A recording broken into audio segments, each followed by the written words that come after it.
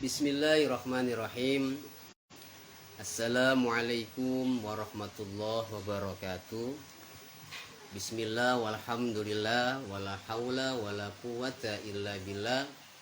Assalatu wassalamu ala rasulillah Muhammad ibn Abdillah wa ala alihi wa ashabihi wa man tabi'ahu wa man wala.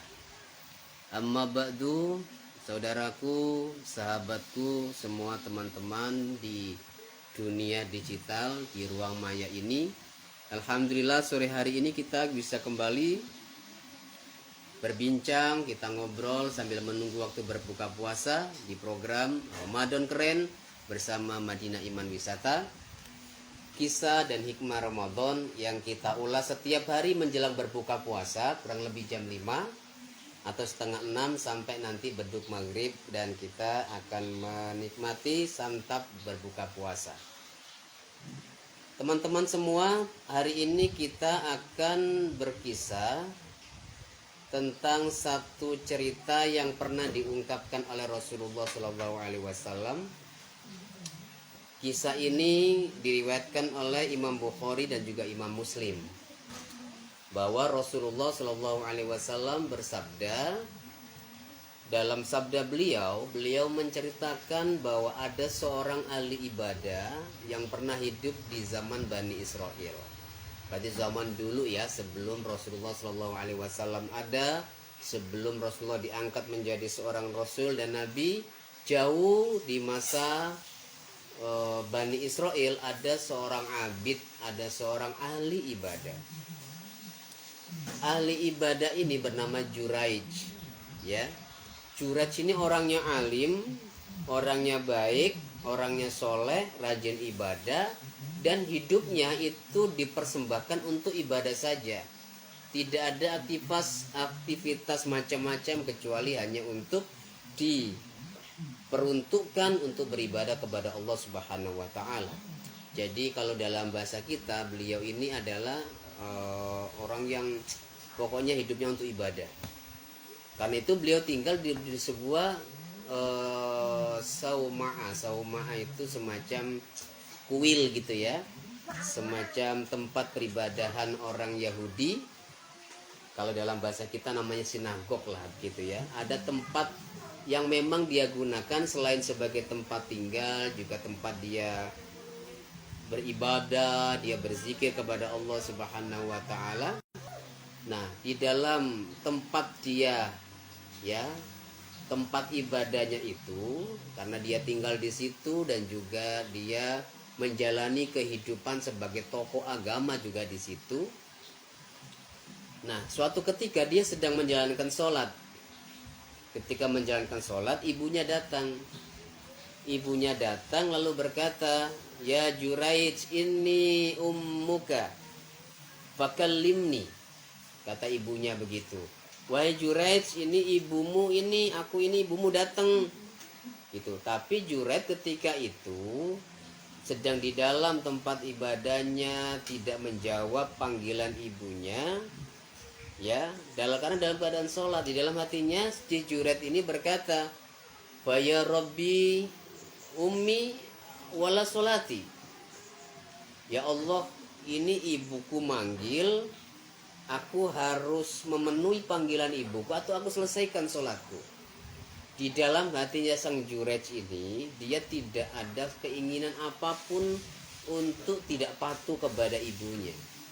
Dia tahu bahwa salah satu kebaikan di dalam kehidupan dunia adalah berbakti kepada kedua orang tua, termasuk memenuhi panggilan orang tuanya, dalam hal ini ibunya. Nah, ketika sang ibu ini memanggil, "Ya Juraij, ini ummuka fakallimni," kata ibunya, Juraij merasa bingung apakah dia harus membatalkan sholatnya lalu kemudian menyapa ibunya, lalu memberikan kesempatan sang ibu untuk masuk ke dalam rumahnya, atau sang Juraij ini menyelesaikan dulu sholatnya lalu nanti mempersilahkan ibunya masuk ke dalam tempat tinggalnya. Dan dalam kondisi itu kemudian sang Juraij lebih memilih sholatnya. Maka dia kemudian selesaikan sholatnya. Setelah sholatnya selesai baru kemudian dia keluar, ternyata insorofat, ibunya sudah pergi. Nah esok harinya sang ibunya datang lagi dan berkata, ya Juraiju ini ummuka fakallimni. Wahai Juraid, ini ibu sedang datang. Gitu. Maka berkatalah kepadaku, ayo ngomong sama aku Juraij. Jawab ini sapaanku, kira-kira bahasa begitu. Nah, saat di hari kedua itu Juraid juga sedang melaksanakan sholat. Dan ketika melaksanakan sholat kemudian itu Juraid berkata di dalam hatinya, Allahumma ummi wala sholati. Ya Allah, bagaimana ini? Apakah aku harus menjawab panggilan ibuku terlebih dahulu atau aku selesaikan sholatku? Nah, dalam keadaan itu Juraid kemudian menyelesaikan sholatnya, lalu kemudian menghampiri ibunya, tapi sang ibu sudah insorofat, sudah pergi. Ya. Nah, pada hari berikutnya Juraid juga dalam keadaan yang sama. Memang dia itu orang ahli ibadah, ya kerjanya ibadah terus, sholat terus. Tidak ada waktu kosong. Setelah istirahat lanjut ibadah, setelah istirahat lanjut ibadah. Kalau tidak ada kegiatan apapun ya dilaksanakan hanya untuk ibadah kepada Allah Subhanahu wa taala. Nah, pada saat itu Juraid sedang beribadah, sedang melaksanakan sholat, lalu ibunya datang juga. Ya, ibunya datang memanggil Juraid. Ya Juraid, ini ibumu datang. Hampiri dulu, sambut dulu ibumu. Nah, Juraid mendengarkan suara ibunya dalam keadaan sholat. Faya robbi ummi wala sholati.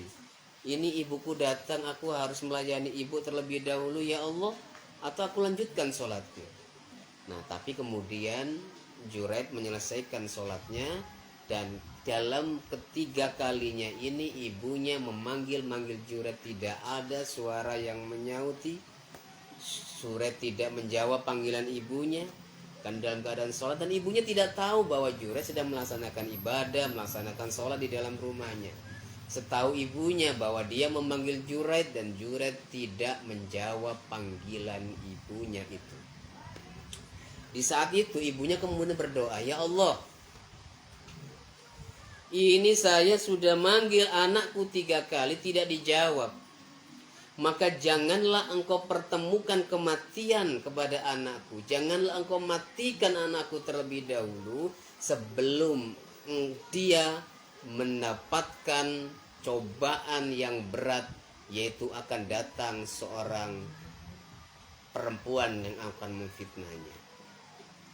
Masya Allah. Ini sang ibu mendoakan anaknya, yang anaknya itu sesungguhnya anak yang soleh, anak yang ahli ibadah, anak yang dekat sama Tuhannya. Ya, kalau dalam bahasa kita nih kan banyak kan anak-anak kita itu anak yang soleh. Kita doanya kan anak soleh, anak yang dekat sama Allah, anak yang berbakti kepada agama, bangsa, negara, anak yang kalau mereka datang ke masjid kita bahagia luar biasa. Anak kita hafal Quran, oh kita senangnya luar biasa. Anak kita kemudian memahami ilmu-ilmu agama, kita luar biasa bangga kepada mereka. Dan kira-kira kondisi yang Juraid itu begitu. Dia ahli ibadah, dia alim, senang dengan ibadah luar biasa. Tidak ada waktu yang kosong yang tidak dia pergunakan kecuali dengan ibadah kepada Allah Subhanahu wa taala. Jika ada waktu luang dia gunakan untuk sholat. Jika tidak sholat dia istirahat, dia gunakan untuk belajar, mendalami hukum-hukum Allah, membaca kitab-kitab Allah dan lain sebagainya. Nah, tetapi karena ada satu prasangka dari sang ibunda yang mengatakan bahwa Juraid dipanggil tapi dia tidak menyauti panggilan ibunya, lalu kemudian Juraid ini didoakan oleh ibunya akan mendapatkan ujian dari Allah Subhanahu wa taala. Kata ibunya, la tumittu. Ya Allah, jangan engkau matikan anakku sebelum dia mendapatkan hukumannya. Oh, Masya Allah. Dan kemudian apa yang terjadi? Ternyata hukum Allah berjalan. Di dekat dari tempat tinggal sang alim ini, si Juraij ini, ada seorang perempuan, ya, yang dia senang sama Juraij, tapi selalu ditolak sama Juraij. Dia tidak pernah mau Juraij pada perempuan ini. Karena itu sakit hati perempuan tersebut, lalu kemudian pergi ke kemudian ketemu dengan seorang gembala, lalu berhubungan dengan gembala kambing ini, dan kemudian dia hamil. Nah, ketika dia hamil itu, kaumnya dipertanyakan, engkau ini hamil dengan siapa? Engkau belum menikah, belum punya suami, kok hamil? Dengan siapa engkau melakukan perbuatan aniaya, perbuatan yang nista tersebut? Dari mana engkau bisa mendapatkan anak kalau tidak melakukan hubungan dengan seorang laki-laki? Siapa laki-laki itu? Wah. Kemudian dijawab oleh sang perempuan tadi, ya, ini perbuatan Juraij. Juraij yang ahli agama itu. Iya, Juraij yang kita tokohkan, yang kita anggap orang soleh, yang kita anggap dia itu memahami kitab Allah, dia melakukan itu kepadamu.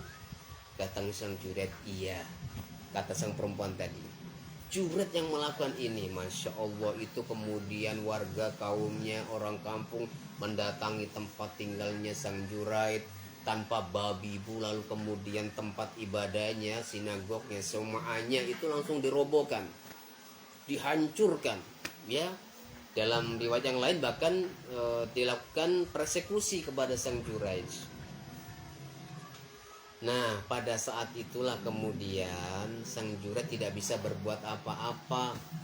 Dia tahu bahwa hukum Allah sedang berjalan. Karena apa? Pernah ada sang ibunya itu mendoakan untuknya. Boleh jadi ini doa ibunya. Lalu kemudian sang Juraij ini dalam keadaan susah, di mana tempat tinggalnya sudah dihancurkan, di mana rumah ibadahnya sudah dilululantakkan oleh kaumnya sendiri. Kaumnya sudah tidak percaya kepada dia. Dia yang awalnya ditokohkan sebagai seorang alim ahli ibadah, tiba-tiba derajatnya jatuh sejatuh-jatuhnya.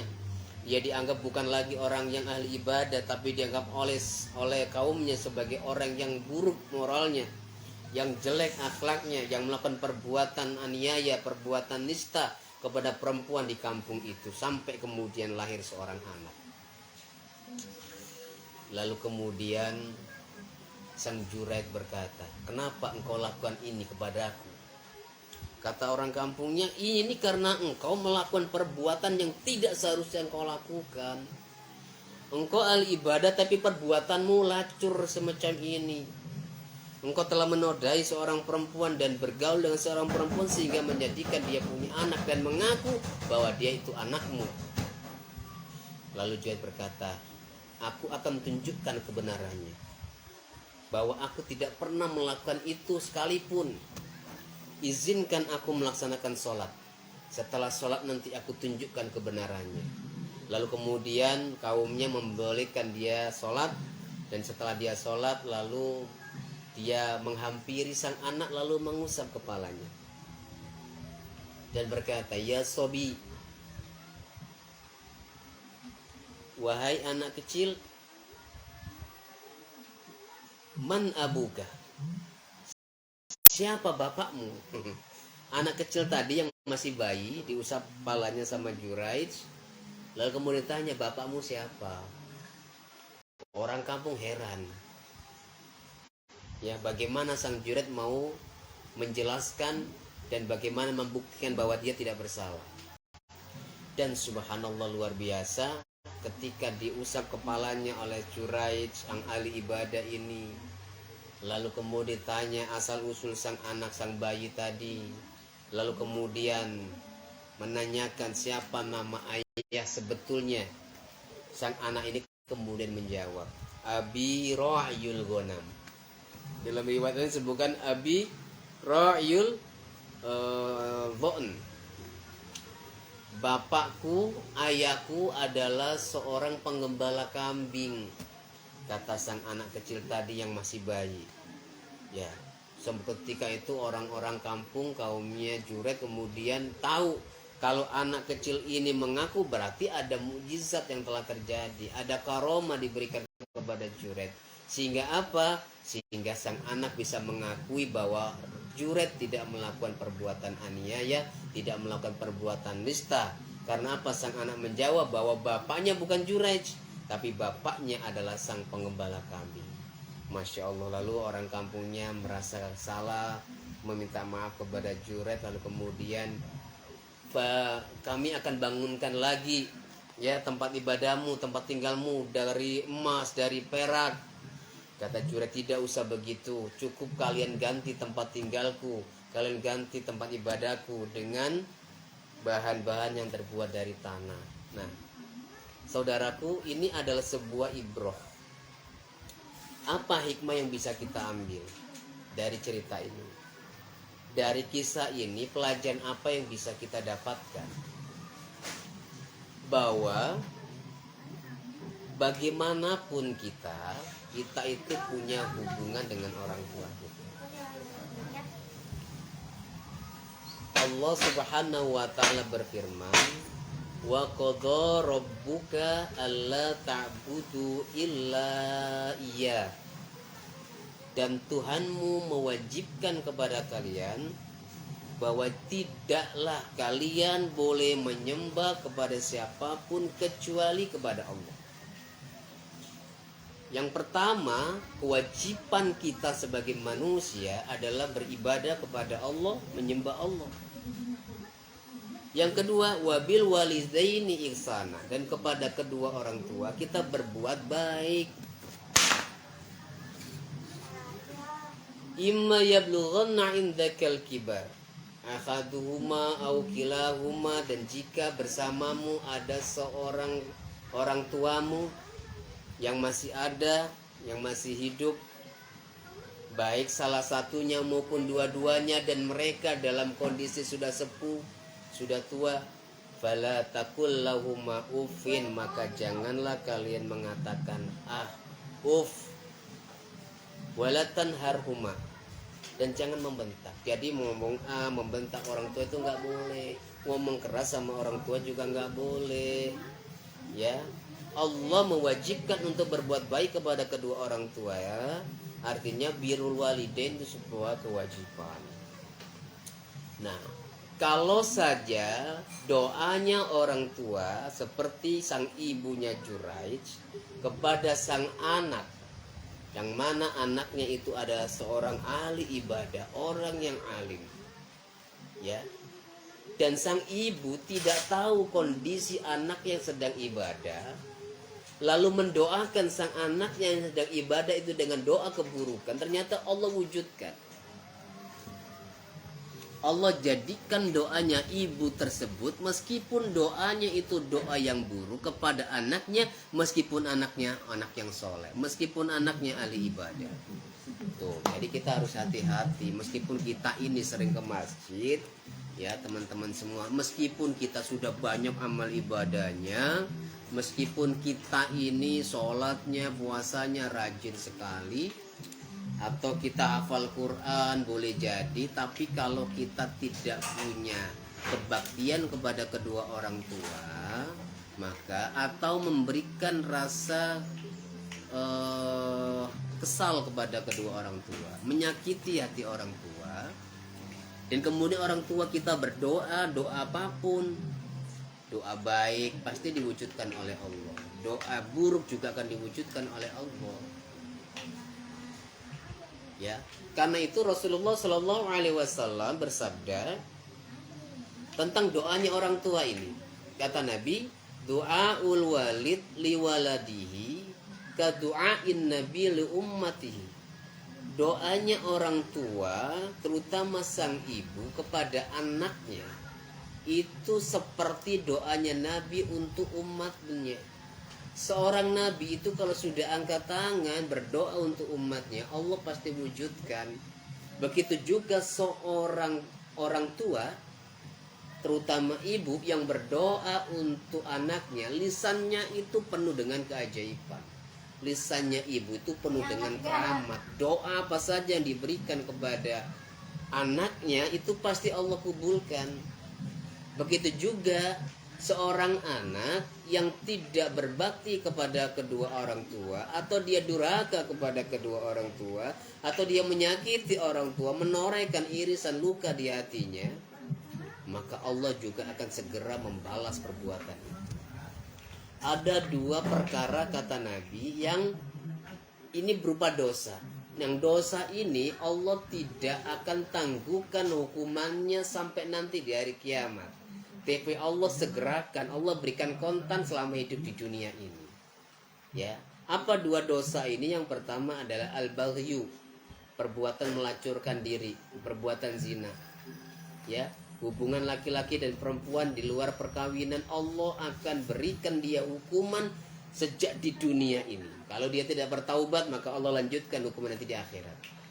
Yang kedua apa? Uququl walidain, durhaka kepada kedua orang tua, menyakiti orang tua, tidak berbakti kepada kedua orang tua. Dengan alasan apapun, Allah segerakan azabnya di dunia. Allah segerakan hukumannya di dunia. Jika dia tidak meminta maaf kepada orang tuanya dan tidak memohon ampun kepada Allah, boleh jadi kesengsaraan, derita demi derita di dalam kehidupan dia akan dapatkan setiap hari, dia akan dapatkan setiap waktu selama hidup di dunia. Karena itu saudaraku, menjelang berbuka puasa ini, yuk kita ingatkan kembali, siapapun Anda yang memiliki orang tua, yang orang tua masih hidup di dunia, Anda punya kesempatan emas untuk meraih kekeramatan dan keberkahan. Kalau orang tua kita senang sama kita, Allah senang sama kita. Allah ridho kepada kita selama orang tua kita ridho kepada kita. Ridho Allah fi ridhol walidain, wa sukhtullah fi sukhtil walidain. Ridhonya Allah itu terletak di dalam keridhaan orang tua kita, dan murkanya Allah berada di dalam kemurkaan orang tua kita. Nah, karena itu kepada para orang tua saya berpesan, hati-hati bahwa Anda semua orang tua itu punya buah hati yang boleh jadi ada sedikit perbedaan cara pandang di dalam menyikapi sesuatu. Ada perbedaan komunikasi yang tidak ketemu sehingga seolah-olah terjadi konflik antara orang tua dan anak. Dalam keadaan seperti ini, ya, saya selalu ingatkan kepada orang tua, hati-hati. Jangan sampai lidah orang tua itu kemudian mendaraskan satu kalimat doa kepada anaknya, dan kemudian doa itu berupa doa keburukan yang kemudian nanti menyebabkan anak-anak kita menderita sepanjang hidupnya.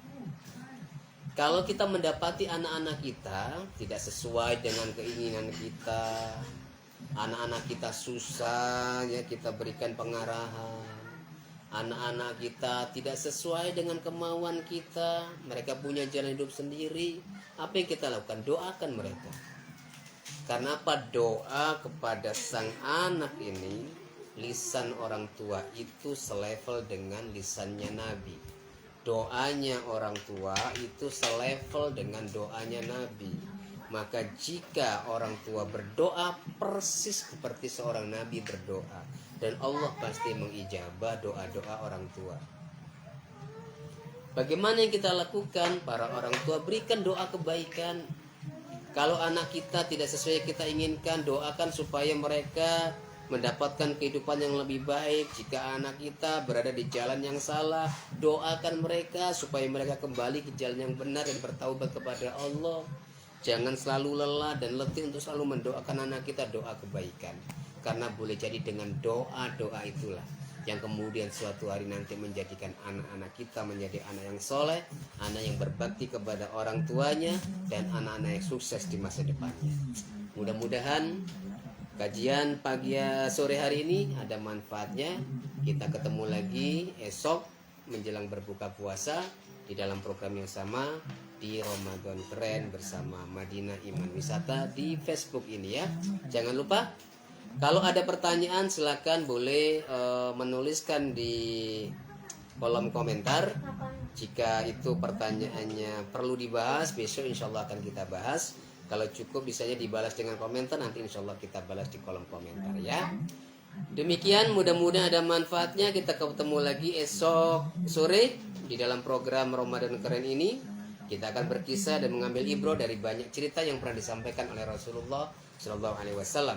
Selamat berbuka puasa. Mudah-mudahan puasa kita menjadi puasa yang terbaik Dan mudah-mudahan Ramadan kita menjadi Ramadan yang terbaik dan seluruh amal ibadah kita diterima oleh Allah Subhanahu wa taala. Kita sudah masuk di 10 terakhir di bulan Ramadan. Sebentar lagi kita akan datang kepada Idul Fitri dan Ramadan akan berpisah dengan kita. Jangan sia-siakan waktunya. Perbanyak ibadah, perbanyak kuatkan lagi semangatnya untuk taqarrub ilallah, beribadah kepada Allah Subhanahu wa taala. Demikian kita baca doa sebagaimana Rasulullah berdoa ketika berada di bulan Ramadan. Bismillahirrahmanirrahim. Asyhadu an la ilaha illallah astaghfirullah nas'aluka ridhaka wal jannah wa na'udzubika min sakhatika wan nar. Allahumma innaka 'afuwun tuhibbul 'afwa fa'fu anna. Allahumma innaka 'afuwun karim tuhibbul 'afwa fa'fu anna ya karim. Wallahul muwafiq wal hadi ila sabili rasyad. Wassalamualaikum warahmatullahi wabarakatuh. Wujudkan sekarang.